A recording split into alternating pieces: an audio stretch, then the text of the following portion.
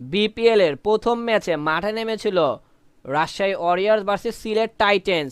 এই ম্যাচে Rajshahi Warriors toss জিতে আগে বোলিং করার সিদ্ধান্ত নেয়। টস হেরে ব্যাট করতে নেমে সিলেট টাইটেন্স নির্ধারিত ২০ ওভারে ১৯০ রান তুলতে পারে ৫ উইকেট হারিয়ে।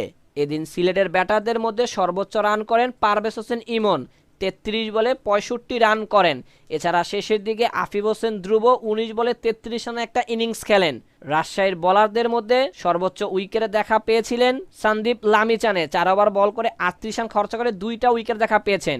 ১৯১ রানের টার্গেটে খেলতে নেমে রাজশাহী ওয়ারিয়র্স ১৯.৪ বলের মধ্যে জয়ের বন্দরে পৌঁছে যায় ২ উইকেট হারিয়ে। রাজশাহীর ব্যাটারদের মধ্যে সর্বোচ্চ রান করেন ক্যাপ্টেন নাজমুল হোসেন শান্ত, ৬০ বলে ১০১ রান করে তিনি নট আউট থাকেন। এছাড়া মুশফিকুর রহিম তিনিও নট আউট থাকেন ৩১ বলে ৫১টি রান করে। সেই সুবাদে তারা এই ম্যাচটা ৮ উইকেটে জয়লাভ করে। ক্রিকেটের সকল লেটেস্ট আপডেট এভাবে আপনারা আমাদের চ্যানেল থেকে পেতে চাইলে অবশ্যই সাবস্ক্রাইব করে পাশে থাকা বেল বাটনটা ক্লিক করে অন করে রাখবেন।